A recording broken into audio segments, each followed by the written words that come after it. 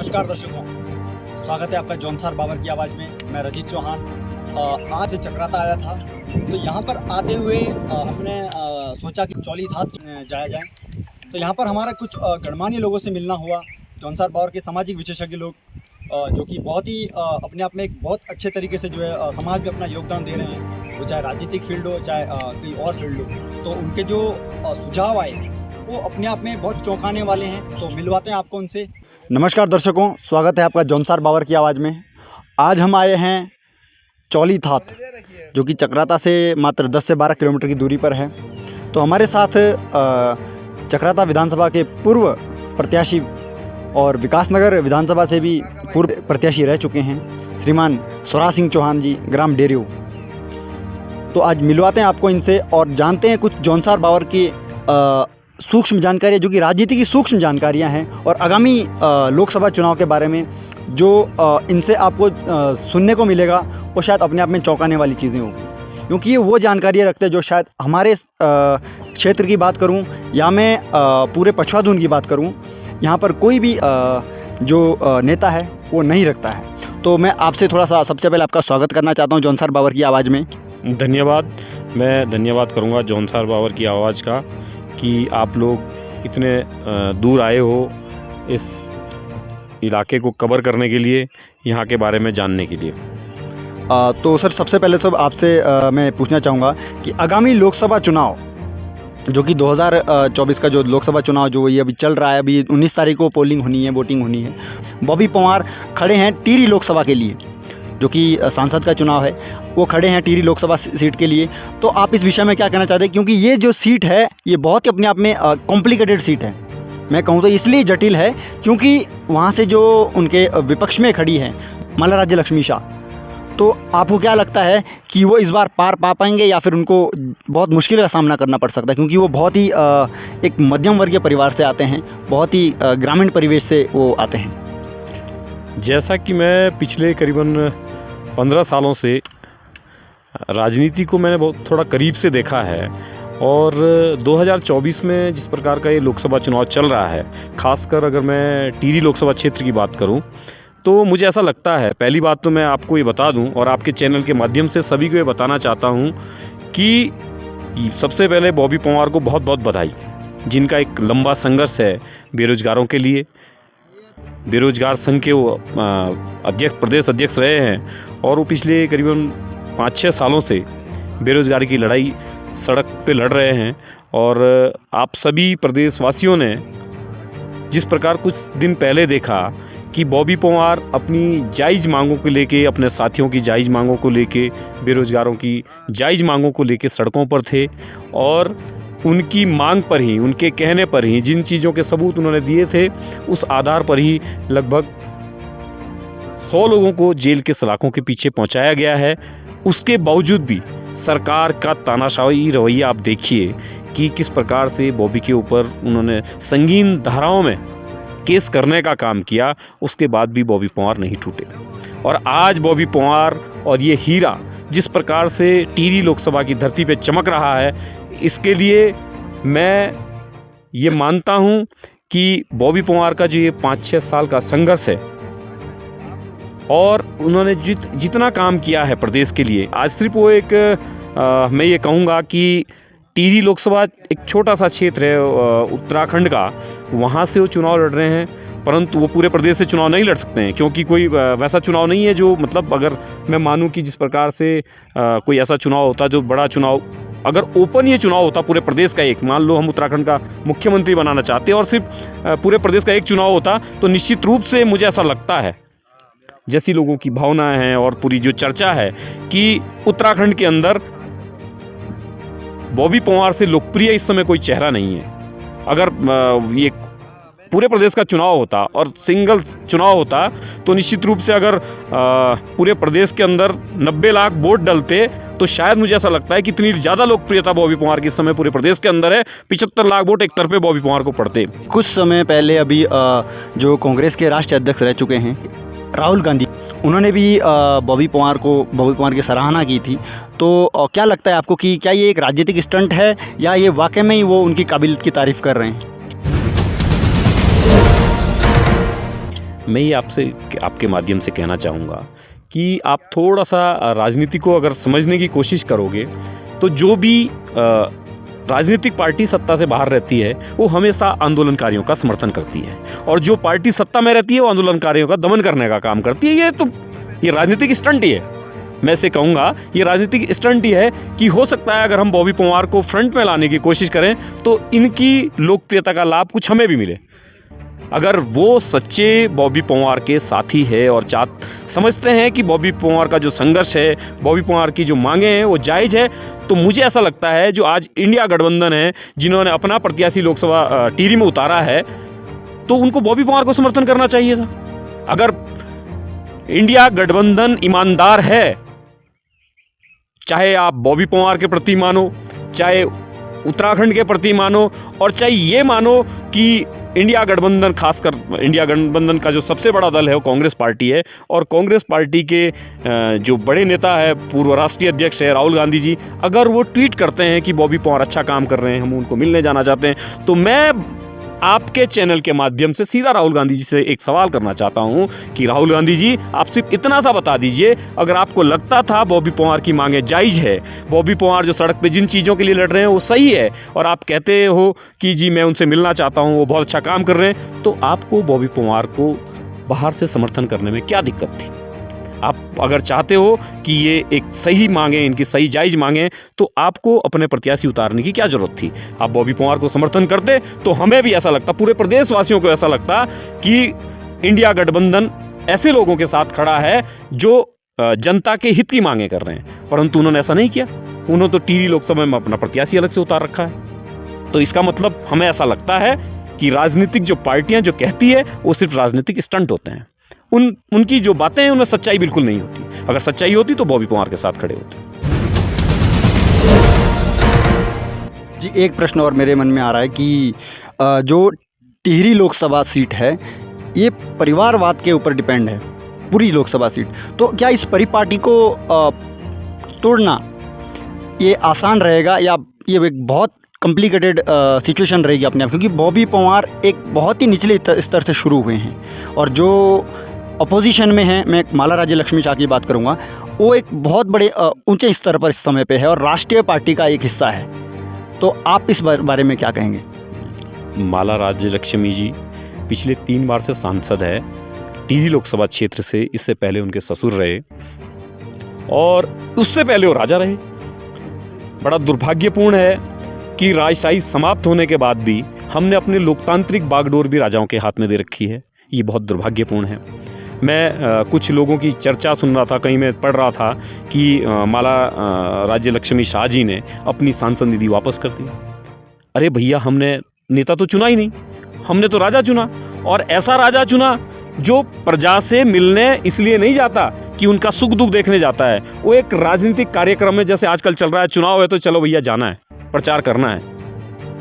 अगर वो लोकतंत्र के तरीके से चुनाव में उनको जिताया होता, उनको लोकतांत्रिक नेता के रूप में चुनाव होता, तो निश्चित रूप से वो लोगों के बीच में जाती, और जो विकास की निधि मिली थी, जो सांसद निधि यहाँ के लोगों के बीच में विकास करने के लिए मिली थी, यहाँ टिहरी लोकसभा क्षेत्र में विकास करने के लिए मिली थी, वो सांसद निधि वापस नहीं जाती, बल्कि वो जो आज आपको दिख रही है जगह जगह सड़कें खराब है, स्कूल खराब है, स्वास्थ्य सुविधाएं खराब है, यहाँ वो खर्च होती। परंतु वो सांसद लोकतंत्र के ढंग से नहीं है, वो राजा है, और राजाओं को फुर्सत नहीं है कि वो आम जनता से मिले।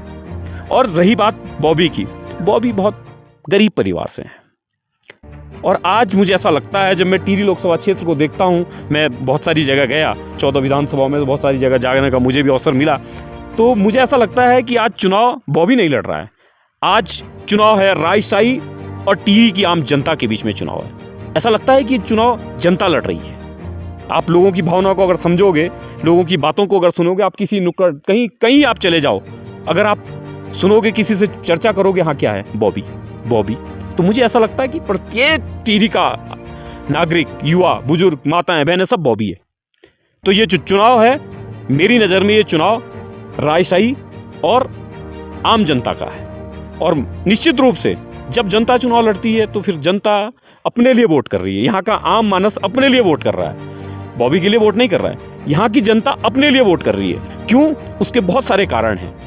बॉबी का संघर्ष है, और इतने समय से एक बड़ा समय जो मतलब मैंने कहा पहले राजा थे, और राजाओं रहते हुए उन्होंने क्या क्या चीज़ें यहाँ की, टिहरी के लोगों से कुछ छिपी नहीं। उसके बाद लगातार वो यहाँ से सांसद रहे, उनके ससुर रहे, फिर उनकी फिर पहले उनसे ससुर की माताजी रही, फिर अब महारानी जी है। तो कहने का मतलब बहुत एक लंबा पीरियड हो गया है कि ये यहाँ से लगातार सांसद है। और मैं ये कहूँगा यहाँ की जनता बहुत महान है, इतने समय से इनको लगातार चुने जा रही। टिहरी लोकसभा से राजशाही नहीं हटी है। राजा के बाद राजा का बच्चा ही तो राजा बनेगा, गरीब का बच्चा बनेगा क्या? मजदूरी करने वाले का बेटा राजा बनेगा क्या? आज तक बना कभी? तो यहाँ से राजशाही अभी तक नहीं हटी है। पर मैं आपको, जैसा मेरे को दिख रहा है, लग रहा है इस बार जनता चुनाव लड़ रही है, और निश्चित रूप से टिहरी लोकसभा जो देश की पहली लोकसभा है, वहाँ से एक गरीब माँ का बच्चा देश की संसद में जाने वाला है। आप जौनसार बावर के लिए क्या संदेश देना चाहते हैं? कि बॉबी पंवार लाखा मंडल के दतरोटा गांव से निवास करते हैं, तो आप जौनसार बावर के लिए क्या संदेश देना चाहते हैं, आप बताएंगे? टिहरी लोकसभा की 14 जो विधानसभाएं हैं, उनमें सबसे अच्छा अगर इस बदलाव के बाद होने वाला है तो जौनसार की धरती पर ही होने वाला है। क्योंकि टिहरी के साथ साथ मैं अगर जौनसार की बात करूं और चक्राता विधानसभा की बात करूं, जो एक चक्राता विधानसभा है वो भी 2 परिवारों में बंधी हुई है, बटी हुई है। उनको भी यहाँ पे तीसरे को मौका नहीं मिल पाता है। पर बॉबी की जो ये लहर है, इसमें ये 2 किले भी उड़ने वाले हैं, ये भी निश्चित हो गया है। क्योंकि आज मैंने जो देखा सैया और चक्राता में, मैंने जो लोगों की भावनाएं देखी, लोग जो जिस प्रकार से आम जन वहाँ मौजूद था और उनकी जो बातें थी, वो उससे ऐसा लगता है कि 2027 के चुनाव में ये किले उखड़ने वाले हैं। और यहाँ सबसे अच्छी जो बात चक्राता के लिए मैं कह रहा था कि होने वाली है, वो सबसे बड़ी बात ये होने वाली है कि 2027 के बाद या बॉबी के इस जो लोकसभा चुनाव, इसके बाद मुझे ऐसा लगता है कि लोग यहाँ काम की बात करेंगे, लोग यहाँ शिक्षा की बात करेंगे, रोजगार की बात करेंगे। लोग ये जो यहाँ आपके सफ़ेद हाथी खड़े कर दिए गए हैं हॉस्पिटलों को, जहाँ हॉस्पिटलों की बिल्डिंगें बनी हुई है, परंतु वहाँ इंस्ट्रूमेंट नहीं है, वहाँ एक्सरे मशीन नहीं है। अगर आदमी के हाथ में मोच आ जाए तो कह देते हैं देहरादून जाओ।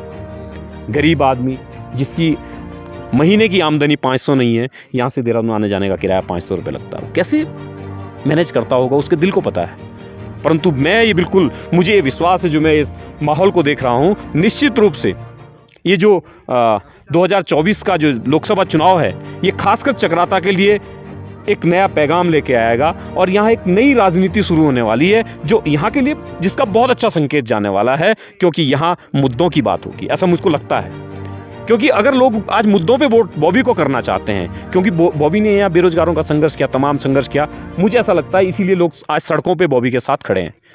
तो ऐसा बिल्कुल निश्चित है कि अब मुद्दों की बात होगी। और जो लोग इस डर्रे पे यहाँ राजनीति कर रहे थे पिछले 40 सालों से कि हम आएंगे, चुनाव आएगा, विधायक निधि का पिटारा खोलेंगे, वोटों को कब्जे में करेंगे और विधायक बन जाएंगे, मेरे को लगता है उनकी कुर्सियाँ अब हिल चुकी हैं।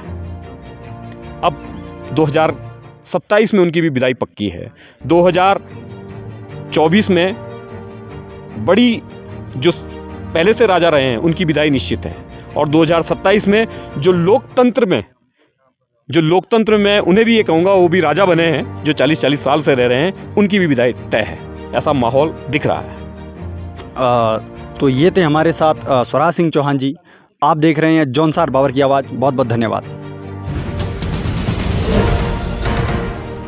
आज हमारे साथ उपस्थित है जौनसार बावर के वरिष्ठ समाजसेवी और पूर्व विधानसभा प्रत्याशी श्रीमान दर्शन डोभाल जी, ग्राम खुन्ना खत बोंदूर।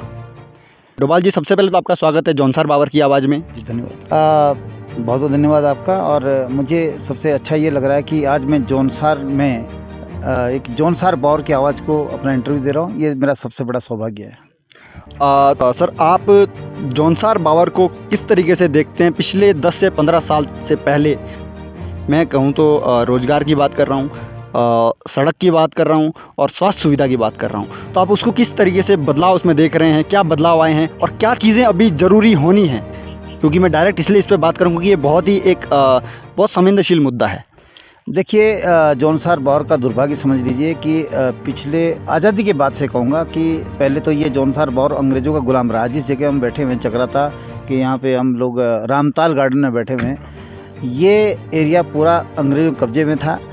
तब दिक्कत सिर्फ इतनी थी कि जो अंग्रेज़ों के जुल्म थे वो बहुत छोटे जुल्म कहूँगा मैं, कि वो सिर्फ कहते थे कि भैया हमारे यहाँ बोलते ना वो लोग राशन पानी गांव-गांव से जो है वो मंगाते थे, माल गुजारी का की शायद उनकी प्रथा थी।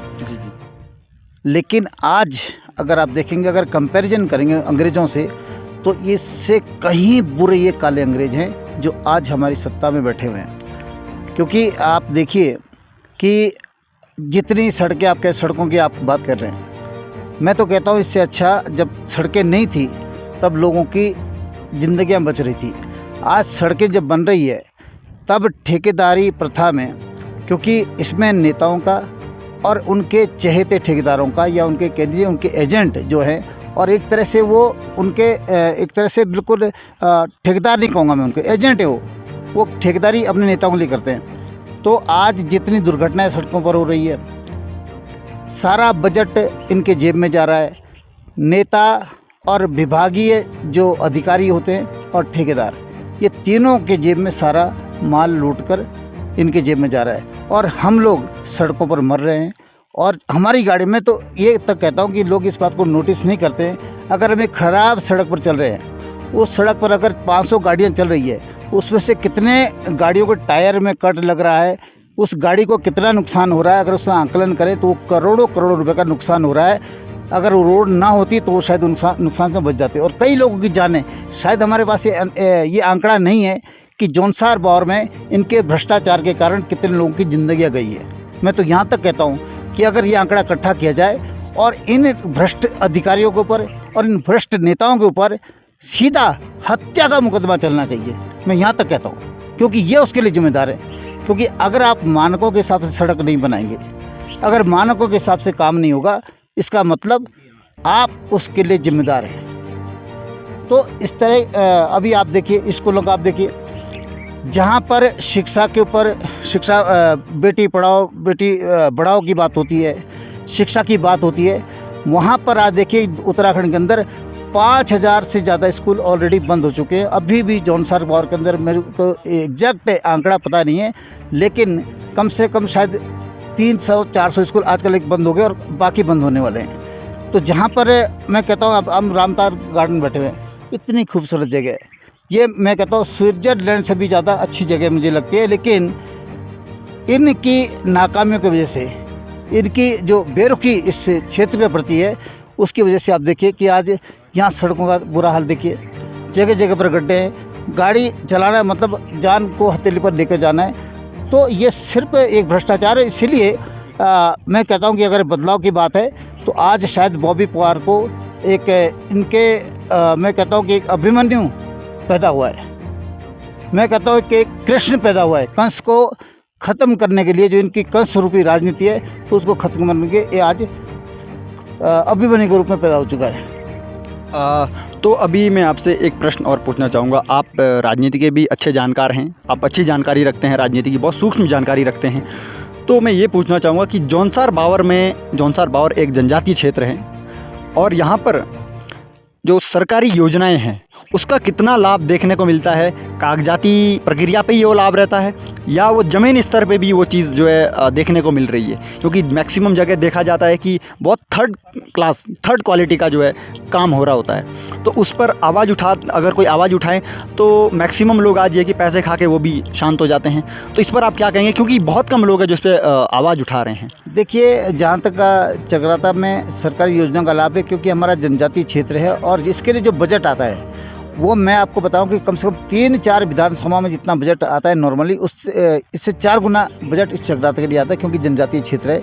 इसमें केंद्र सरकार से मिलने वाली योजनाएं और जो हमारे जो प्रदेश स्तर की जो योजनाएं हैं, जिला स्तर की योजनाएं हैं, ब्लॉक स्तर की योजनाएं हैं, उसमें मेरे ख्याल से कम 4 गुना बजट हमें ज़्यादा मिलता है। लेकिन दुर्भाग्य देखिए कि जो सत्ता में बैठे लोग हैं, चाहे यहाँ के विधायक हों, चाहे जिला पंचायत हों, उनके हर गांव के अंदर 2-2 3-3 एजेंट पाले हुए हैं। 2 बड़े एजेंट है, 2 उससे छोटे एजेंट है। जितना काम है वो सब उनको दिया जाता है और उनको कहा जाता है कि भैया पहले 40% कमीशन यहाँ रखो, उसके बाद जो बचता तुम देख लो, तो गाँव में बांट दिया जाता है। तो तमाम योजनाओं के अंदर जो इतना महाभ्रष्टाचार है, मैं आपको अगर आंकड़ा निकालूं, मेरा तो मन करता है, मैंने आज तक ज़िंदगी में कभी आरटीआई नहीं लगाई है। आरटीआई से मैं जानकारी लेने की कोशिश कर रहा हूँ कि अगर आपदा की बात की जाए, जो दैवीय आपदा के नाम से फर्जी फाइलों का जो यहाँ पे फर्जीवाड़ा है, वो शायद दुनिया का सबसे बड़ा घोटाला यहाँ पे हो सकता है। एक इनके जो एजेंट हैं वो 10-10, 15-15 फाइल लेकर के ब्लॉक में और उसमें वहाँ पर देखे जाते हैं, देहरादून के अंदर देखे जाते हैं जहाँ से योजनाएं मिलती है। तो ये महाभ्रष्टाचार इनके सीधे नाके नीचे हो रहा है और इनके जो एजेंट है गाँव के अंदर, वो पूरे गाँव को धत्ता बताते हुए, क्योंकि उनको संरक्षण भी है, वो कहीं ना कहीं उनको बचाने की कोशिश करते हैं और उनके खिलाफ कोई भी कार्रवाई नहीं होती है। कार्रवाई करेंगे तो क्योंकि सत्ता में इनकी पकड़ है, तो ऊपर से नीचे तक भ्रष्टाचार ही भ्रष्टाचार है। इसलिए बहुत ज़रूरी है कि इनके भ्रष्टाचार को ख़त्म करने के लिए, इनकी मनमानी ख़त्म करने के लिए, इनकी दादागिरी ख़त्म करने के लिए किसी बॉबी पवार का जन्म होना बहुत ज़रूरी था, जो हो चुका है। और मुझे लगता है कि अब जो खास करके मैं सीधी बात कहूँगा कि 2 परिवार जिन्होंने इस जौनसार बावर का बंटाधार किया है, उनका अंत समय है, उनकी राजनीति का अंत समय है, उनकी राजनीति का अंत समय है। और अब बॉबी पवार जैसा एक उगता सूरज हमारे सामने, जिसको शायद हमें सब जौनसार बावर के लोगों को हाथों हाथ देना चाहिए, क्योंकि ऑलरेडी पूरे उत्तराखंड में उसको सब लोग अपना हीरो मान चुके हैं। यहाँ तक कि जो 14 विधानसभाओं के अलावा कुमाऊं क्षेत्र है, गढ़वाल का जो अन्य क्षेत्र है, पौड़ी हो, चमोली हो, वो उसको कहते हैं कि काश ऐसा लाल हमारे यहाँ पैदा होता तो हम उसको सना के ऊपर बिठाते। लेकिन दुर्भाग्य देखिए कि आज भी जौनसार बावर के अंदर उनके कुछ एजेंट, वही एजेंट जो वो फर्जी फाइलों लेकर के ब्लॉक में आपको दौड़ते दिख जाते हैं, डीडीओ के आसपास चक्कर लगाते दिख जाते हैं, उद्योग विभाग में, जल संस्थान में, जलागम में फर्जी फाइलों लेकर के चलते दिख जाते हैं। ऐसे लोगों के कारण वही लोग विरोध कराने की कोशिश करें। लेकिन आज जौनसार बावर का जनमानस समझ चुका है, जाग चुका है, और मुझे लगता है कि अब इनके राजनीति का अंत होने वाला है। कि कहीं ना कहीं जो ये भ्रष्टाचार है, सरकारी योजनाएं हैं, ये इसमें जो भ्रष्टाचार होते हैं वो नेता और ठेकेदार, इन दोनों की मिली भगत से होता है। और एक प्रश्न मेरे मन में एक और है, मैं बात करूंगा पर्यटन की, क्योंकि अभी हम चकराता के चौली डांडा क्षेत्र में हैं। तो एक बात मैं आपसे पूछना चाहूँगा कि यहाँ पर तमाम लोग आज के समय पे जो है जौनसार में सभी लोग जो है लगभग मैं युवा की बात करूँगा, लोग जागरूक हो रहे हैं और पर्यटन की ओर ज़्यादा लोग जा रहे हैं और होटल्स बना रहे हैं, रिजॉर्ट्स बना रहे हैं। तो यहाँ पर ज़्यादातर जो सेंध मार रहे हैं वो बाहर के लोग आके जो है किराए पे ज़मीनें लेके यहाँ पर जो यहाँ के जो रोज़गार पे सेंध मार रहे हैं। तो इस पर आप क्या कहेंगे, क्योंकि ये बहुत बड़ा जो है नुकसान और इसका दुष्परिणाम आने वाले 5 से 10 सालों में देखने को मिल सकते हैं। देखिए, मैं इसमें ये कहना चाहूँगा कि जो यहाँ पर रिजॉर्ट अभी लगातार बन रहे हैं, बहुत अच्छी बात है, बहुत डेवलपमेंट हो रहा है। चकराता से चुरानी से लेकर के पूरा, मतलब ये जो बेल्ट है पूरी, माकटी डांडा हो गया, जहाँ जहाँ पे संभव हुआ सब जगह बहुत अच्छा डेवलपमेंट हो रहा है, लोग रिजॉर्ट बना रहे हैं। लेकिन इसमें एक तो पहली बात तो एक बता दूँ कि इसमें सरकार का या क्षेत्रीय नेताओं का रेश मात्र भी योगदान नहीं है, क्योंकि लोग के पास अपनी ज़मीन है, वो अपनी ज़मीनों के ऊपर क्योंकि अभी थोड़ा जो अभी लोन वगैरह ले करके या अपनी पूंजी लगा करके ये सारे रिजॉर्ट वगैरह बना रहे हैं, ये अच्छी बात है। लेकिन इसमें जो एक खराबी मुझे दिख रही है वो ये है कि लोग बना तो रहे हैं, लेकिन उनको लगता है कि हम नहीं चला पाएंगे तो हम किसी को लीज पे दे देंगे। तो लीज पर जो देने का जो एक काम है वो थोड़ा ख़तरनाक इसलिए क्योंकि 15 साल की लीज़ एक तरह से ये हो गया कि आपने ये प्रॉपर्टी अपनी उनको हमेशा के लिए दे दी है, क्योंकि 15 साल जो आदमी यहाँ पर बैठेगा उसको उखाड़ना बस की बात नहीं है। क्योंकि आप जानते हैं अगर शहर में कोई किराएदार 5-7 साल भी अगर रहे मकान के अंदर, उसको निकालना मुश्किल हो जाता है। और जब आपकी प्रॉपर्टी पर कोई 15 साल रहेगा तो वो पूरी तरह से आपकी प्रॉपर्टी को कब्जा लेगा और आपके हाथ से प्रॉपर्टी ही निकल जाएगी। दूसरी बात, रोज़गार के लिए आपने देखा होगा, जब देहरादून जैसे शहर में विकास अगर आप देखते हैं कि यूपी बिहार के लोग हैं, जो बाहर के लोग हैं, उनका जो व्यवसाय वहाँ पर है छोटा मोटा, वो अपने ही लोगों को रख रहे हैं, उनके अपने ही लोग उस व्यवसाय में हैं, यानी आपके लोगों को नौकरी भी नहीं मिल पाएगी। तो जब हमको रोज़गार भी नहीं मिलना है और एक प्रॉपर्टी भी आपके हाथ से निकल जानी है, तो मैं ये संदेश देना चाहूँगा जौनसार बावर की आवाज़ के माध्यम से कि कृपया ये जो ये एग्रीमेंट वाला सिस्टम है 15 साल का, इससे निजात पाएँ, इससे बाहर निकले और इससे छुटकारा पाएँ जो इसमें फंस चुके हैं, और जो बाकी लोग हैं वो इस जंजाल में ना फंसें, क्योंकि आप अपनी प्रॉपर्टी को अपने हाथ से गंवा दोगे और इसका फ़ायदा ना आपको होगा ना यहाँ क्षेत्रीय लोग, यहाँ के नौजवानों को होगा। तो कहीं ना कहीं कहने का तात्पर्य यह है कि आप जानकार रहें, जागरूक रहें, क्योंकि आपका क्षेत्र, इसकी जिम्मेवारी भी आपकी ही बनती कि आपने इसे कैसे बचाना है। तो आप देख रहे हैं जौनसार बावर की आवाज़ में रजीत चौहान।